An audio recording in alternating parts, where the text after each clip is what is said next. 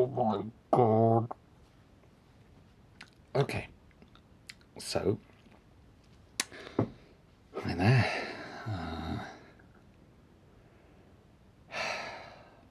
Well, I just did a 25-minute piece to camera about this week's episode of Loki, and it's really good. It's a really good video. And right at the end I thought that it would be amusing to cut to black, so I automatically turned off all the lights, forgetting of course that the camera that I am recording this on is not on battery power. It's currently plugged into the same socket that control the lights that are illuminating my face, and when they get turned off, so the camera automatically shuts off and there is no backup, so the whole video has been lost, which is a shame. The audio, on the other hand, is recorded on a separate device, which is battery powered, and that has been saved. So I'm going to have a still of my face now, and play the audio over the top of that still, which means that you will miss out on the great gag that I did with the lights at the beginning when I came in and asked for... I'll just recreate it here. Basically, I have a little button that I can control the lights all around me, and I asked, as if anything would, as if I had a team of people working for me, I asked for the Loki review lighting state, and it changed to this. So this is what my room looks like normally. The white lights in the background there. And that's still green. Let me try that again.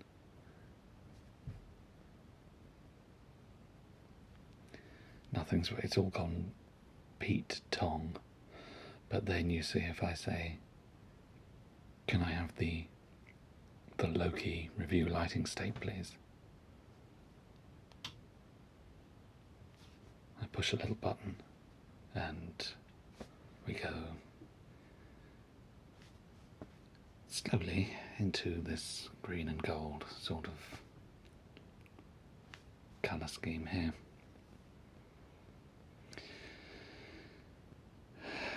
Anyway, it was a good gag, which you'll be able to imagine for yourselves when you hear the audio.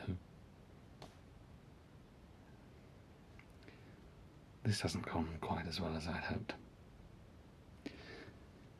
Here's the video.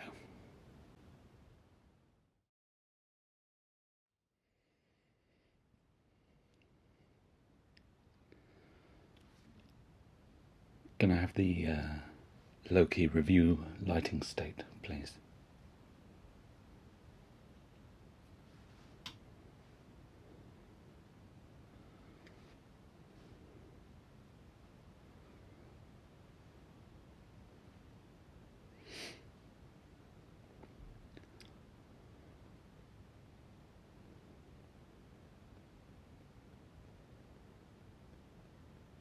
There we go.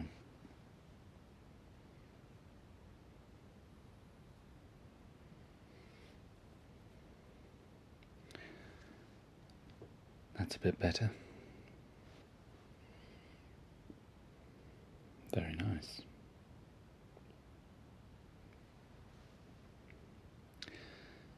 Oh, hello there.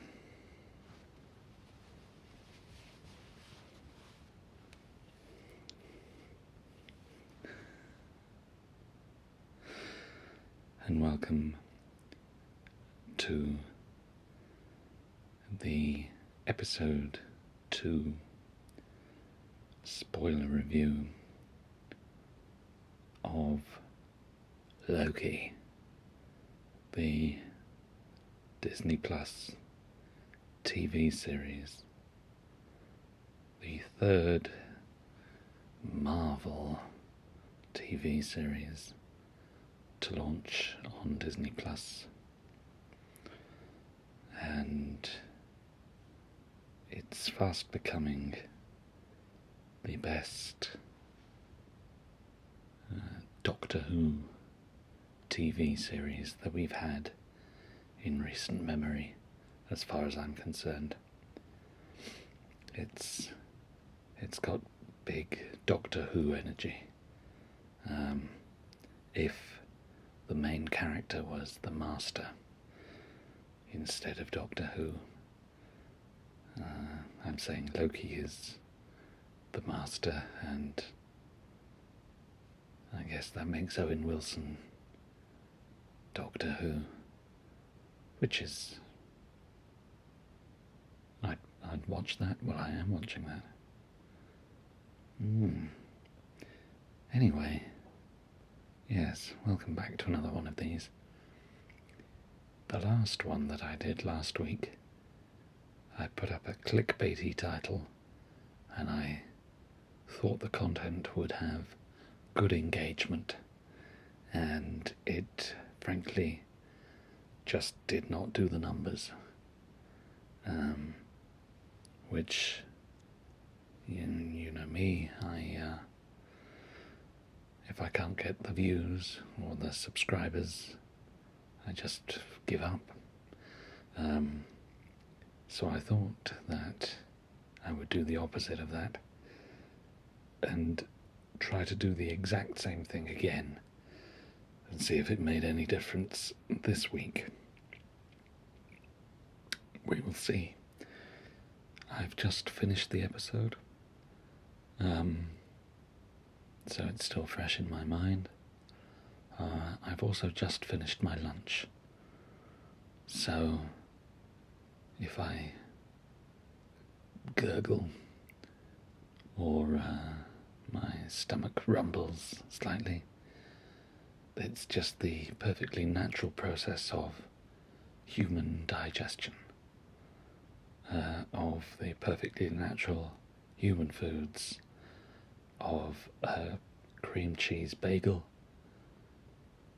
toasted slightly with a bit of butter, and a packet of off-brand, they're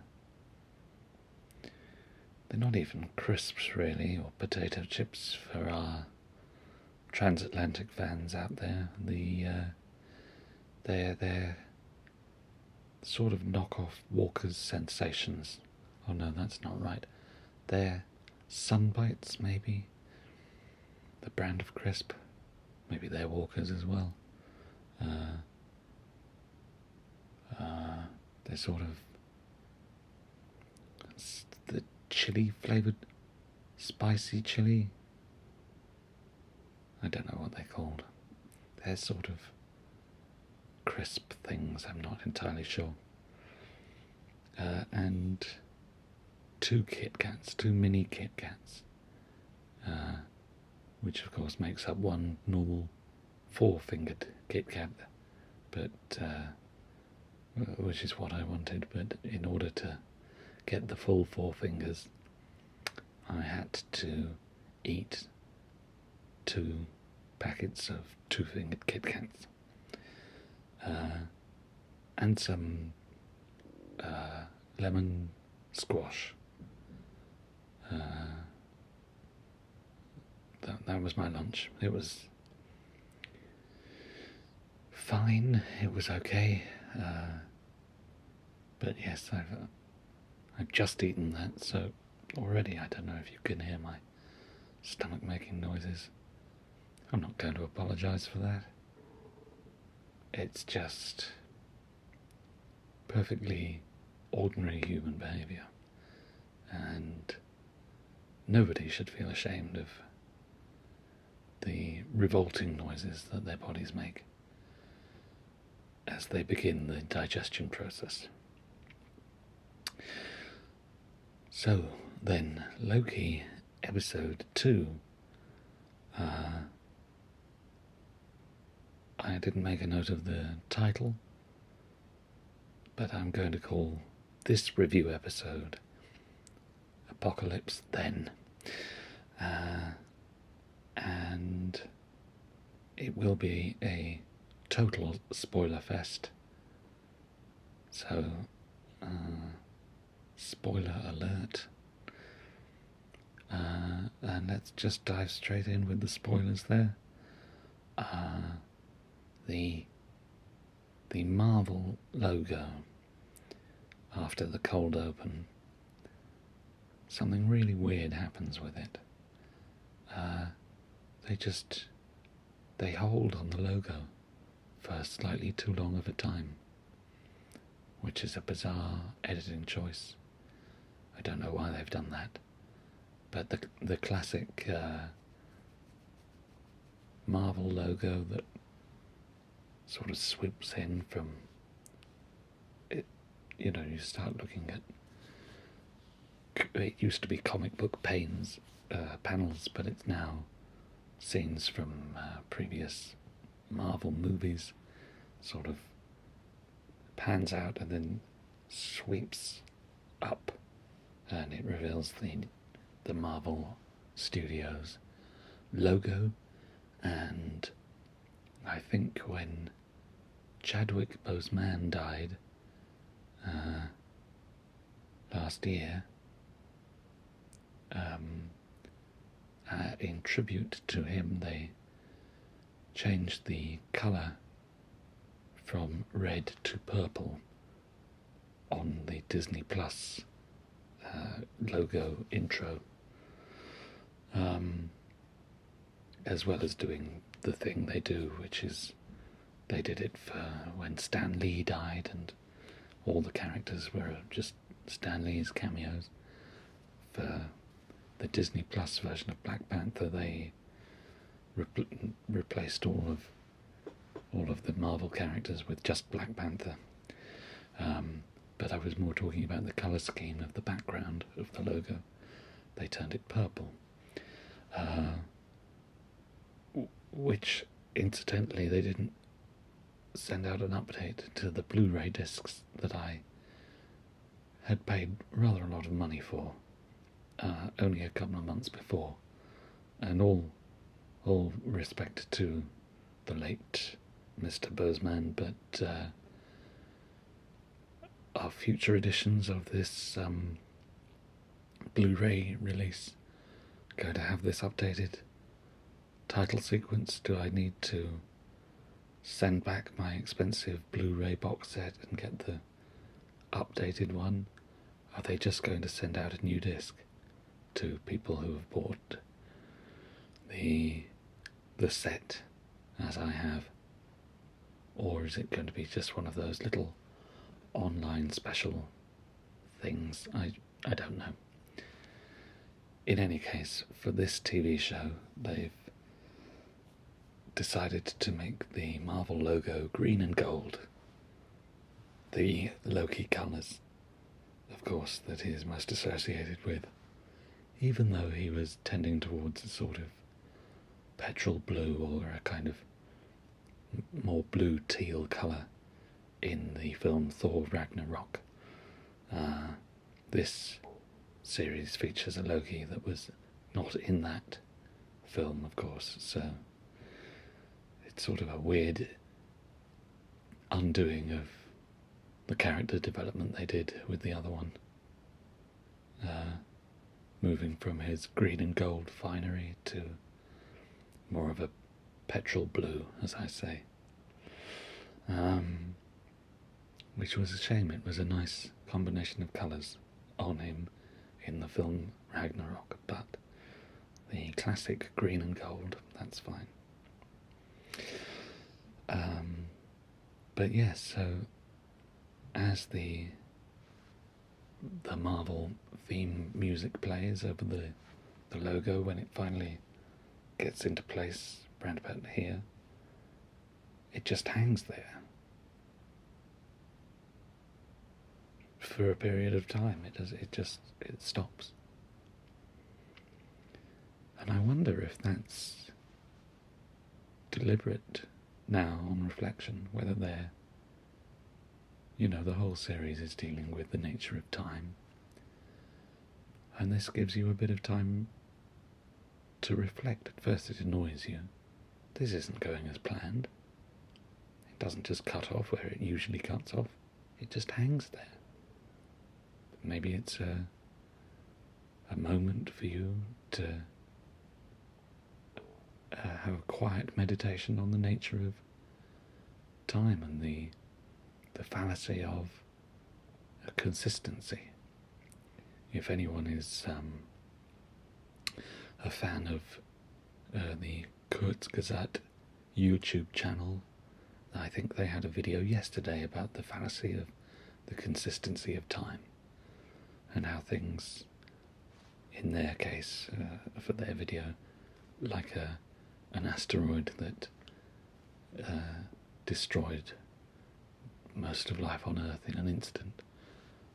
As that can change in an instant, so too can the Marvel logo. For the past 5 years, such a dependable and static and unchanging amount of time that plays the rhythm that you're so used to. And this really threw me off. But just a little food for thought there. But now I'd like to turn my attentions in this spoiler-filled review to really the star of the show, of this episode, and that is the comedian Kate Berlant, who, if you're unfamiliar with her, is truly excellent, one of my favourite American comedians of the past several years. I get told off for describing what I'm about to describe as having discovered Kate Berlant by my housemates, whom I tell this story to on occasion. I did not discover her as in help to launch her career from some obscurity, but I did discover her in that I went to a comedy night once and she was on the bill, and this was in Los Angeles, California, at the Upright Citizens Brigade in about February 2014, so getting on for 7.5 years ago. And she did a really good set. I found it very funny, and I think I followed her on Twitter back when I had that, and I've seen her in the UK fairly recently. Within the last couple of years, she did I think a week-long stint at the Soho Theatre down in London, and I went to see her there, and I get very awkward with people I admire, and so I hung around briefly outside of the theatre afterwards to say hello and to thank her for the show. And she came out and she looked at me, not as if she recognised me, but I think she was maybe looking for people to talk to, because it's a fairly friendly theatre that you can just hang out. They've got a bar upstairs that performers who have just been on can go and hang out with punters like myself. And she came out and I went, and she went, and I said, "It's a really good show." And she went, Thanks. And I wish I had said more, but I was overcome with a just total panic attack at having to interact with someone that I really like, and I went, bye then, and I left. And that was stupid. I should have had a nice chat, because of course, you know, I've no idea if anyone can ever travel around the world ever again. So, oh well. But when I was last in America, my American friend, I have a couple of American friends, but the one that I was visiting showed me some kind of comedy, sitcom, no, sketch show on Netflix, the name of which escapes me for the moment. I can't recall. I'm sure I will look it up afterwards and put it in the comments. The information at the bottom of this video when I come to edit this presently. But yes, she was playing a character who had bought a house that contained Garfield the cat furniture and paintings, and I think the gist of the sketch was that everything is Garfield. This is Garfield, everything's Garfield. I think I'm remembering that correctly. Maybe it was, who's Garfield's creator, Jim? I've forgotten. But maybe it was his house that she'd been Airbnb-ing? I can't remember. But that was nice to see her there, and she turned up in the Quentin Tarantino movie Once Upon a Time in Hollywood as, you'll remember, when Margot Robbie's Sharon Tate goes to see herself at the movie theatre. So Kate Berlant is playing the woman at the ticket box office window who takes a picture of Margot Robbie and asks her to point to herself so people would know who she's in the film. It's a clever joke. But that's Kate Berlant, and I cannot recommend her stand-up material enough. And she is in this episode here for about 10 seconds, which is a terrible shame because she's really charismatic and magnetic performer who turns up at the start of this episode and complains about the quite militaristic looking TVA guards not being in the correct costume for whatever Renaissance fair they've wandered into in Middle America in the mid-1980s. But yeah, that's it's a shame she didn't get more screen time. If this is ever released on DVD or Blu-ray, maybe there are extras there that we can see more of Kate Berlant's performance. But for now, we'll just have to make do with the 10 seconds of screen time that she got. So, thanks for joining me.